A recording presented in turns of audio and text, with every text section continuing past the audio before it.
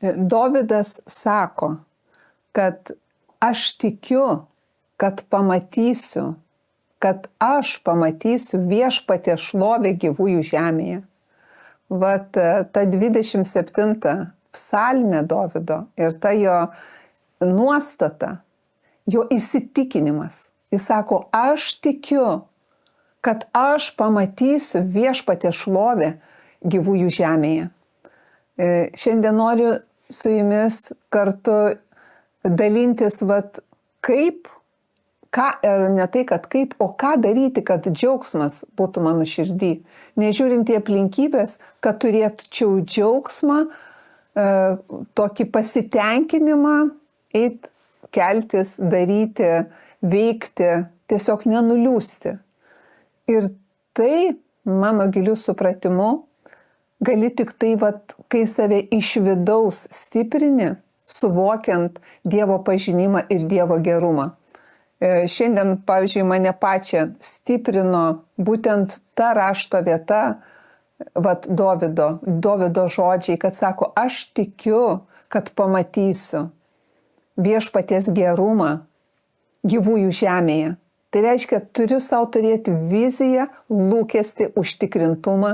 Ir šiandien tu turi turėti tą lūkestį, užtikrintumą, kad tie klausimai, tos situacijos, kurios tave supa šiandien, jos keičiasi ir keičiasi į gerą. Nors šiandien dar to nematai, bet tiki.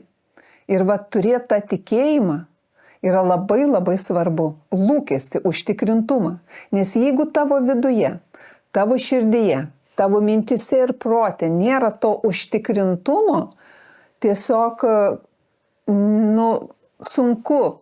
sunku ką nors daryti arba tikėti.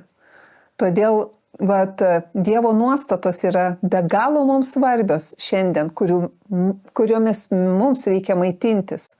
Atnaujinti savo mintis ir protą, kad lauk viešpaties, būk stiprus ir jis sustiprins tavo širdį. Čia sako 27 psalmė 14 eilutė, kad sako, lauk viešpaties. Ir čia ir sako man, tu, Gitana, lauk viešpaties. Būk drąsi ir jis sustiprins tavo širdį. Vadinasi, kiekvienam iš mūsų viešpats šiandien kalba, kai aš prisimenu ir neleidžiu savo nuliūsti. Nes sako, būk stiprus ir drąsus. Būk stiprus, lauk viešpatės. Lauk, vadinasi, savo mintis ir protą, fokusuok į tai, kad Dievas yra ir jis šiandien veikia tavo gyvenime. Jam nėra viešpačių neįmanomų dalykų. Vadinasi, man kaip žmogui reikia laukti daugiau negu gali realiai įvykti. Kaip čia sakant, tokių kaip stebuklų. Kai aš turiu lūkestį didesnį negu praktiškai gali įvykti.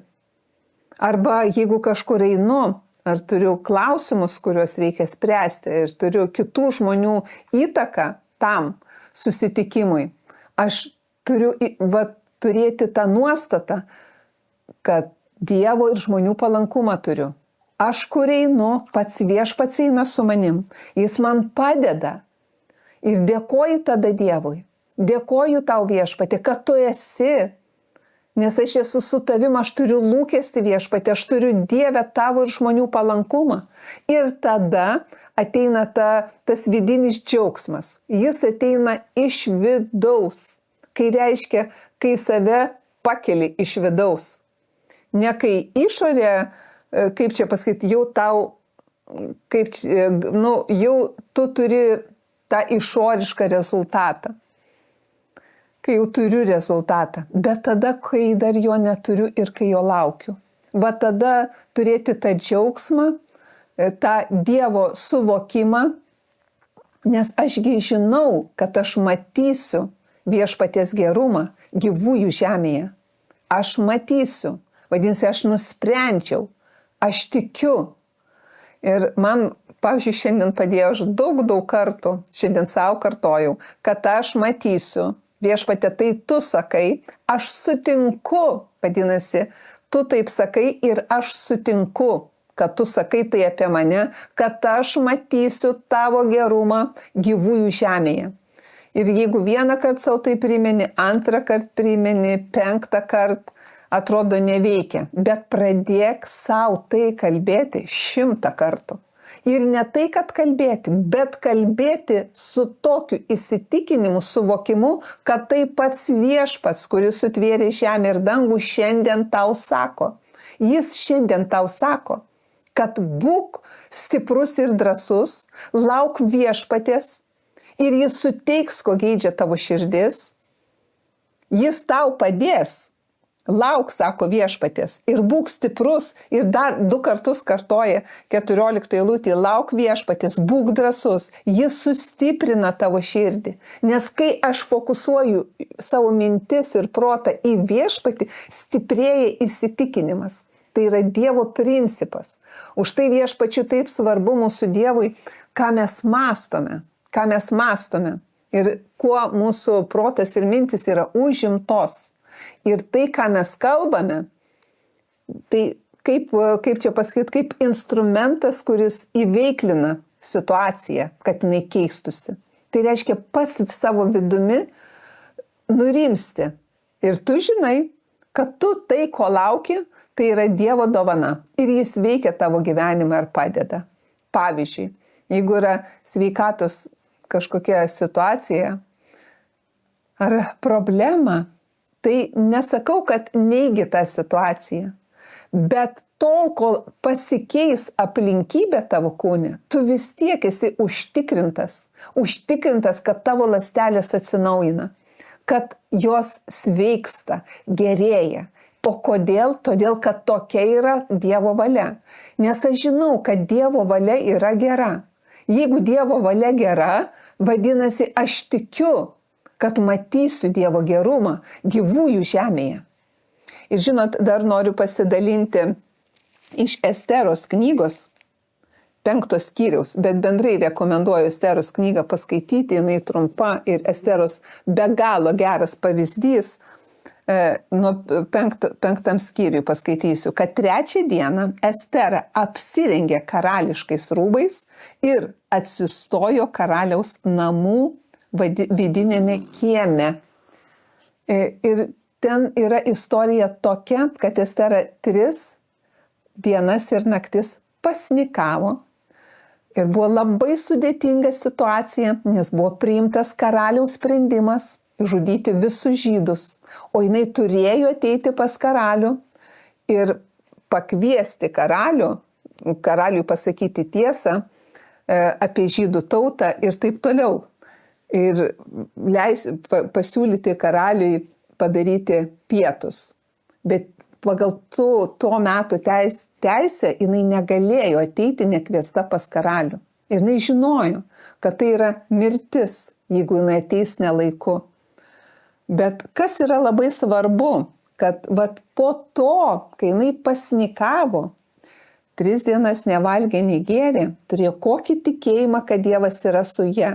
Jinai nenuliūdo, jinai, kaip čia pasakyti, kaip pagal to meto laikotarpį nepasibarstė galvos pelenais, neapsivilko tam tikrų drapanų, ten kitokių drabužių. Jinai po to pasnikavimo, nors situacija dar nepasikeitė, apsivilko, sako, apsirengė karališkais drabužiais.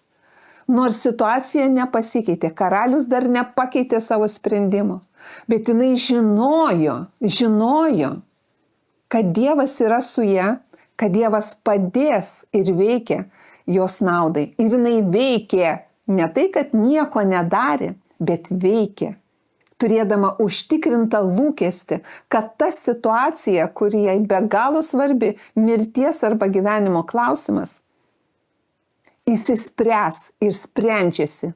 Dar kartą pakartosiu, aplinkybė dar nesikeitė. Aplinkybė buvo tokia pat. Buvo priimtas sprendimas išžudyti visus žydus. Bet jinai priėmė sprendimą pasipuošti. Tai reiškia neliūdėti, kol nesisprendžia klausimas. Gražiai atrodyti. Būt užtikrinta tai, ką viešpats daro. Ir daryti žingsnius, eiti pas karalių. Ir kai atėjo pas karalių, jis sakė, jeigu radau malonę, karaliau, tavo akise, norėčiau patenkink mano prašymą, kviečiu karalių ir ten kitą žmogų rytoj į pietus. Pakviesti pietų jūs noriu. Jinai atėjo ir dar su kokia išmintim bendravo su karalium. Tai rodo mums be galo didelį pavyzdį, kaip mums svarbu, jeigu yra aplinkybės labai sunkios, sudėtingos, nenuliūsti, nepasiduoti nerimui, baimiai, bet būti užtikrintiem, turėti jėgų keistis, nesitapatinti su aplinkybė, bet pasikeisti dar aplinkybėm nepasikeitus, o mums apsirengti karališkais drabužiais. Mums čia yra kaip vizualizacija, kaip aš atrodau, kad aš žiūriu, kad aš nukreipiu savo mintis ir protą į viešpatį. Į tai, ką jis sako, suvokiu, kad viešpats didis, jis visagalis, jis padeda man. Ir turėti tą lūkestį.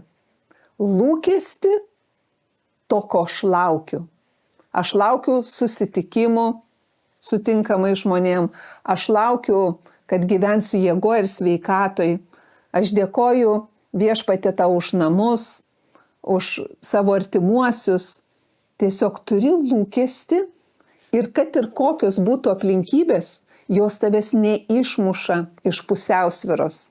Nes aš žinau, kad aš matysiu viešpaties gerumą gyvųjų žemėje. Noriu, kad tie Dovydo žodžiai iš 27 psalmės įkvėptų jūs visą ateinančią savaitę. Užtikrintai laukite gerą, bendraukite su viešpačiu. Visų pirma, ieškokite Dievo karalystės ir, kaip viešpats sako, visa kita jums bus pridėta. Tegu būna pridėta jums ramybės, išminties, Dievo džiaugsmo. Ir tas Dievo džiaugsmas ne tada, kai išsisprendžia aplinkybės, bet tada, kai dar atrodo nėra pokyčių. Nes pokytis tegu būna jūsų užtikrintas žinojimas, kad viešpats yra ir veikia jūsų gyvenime.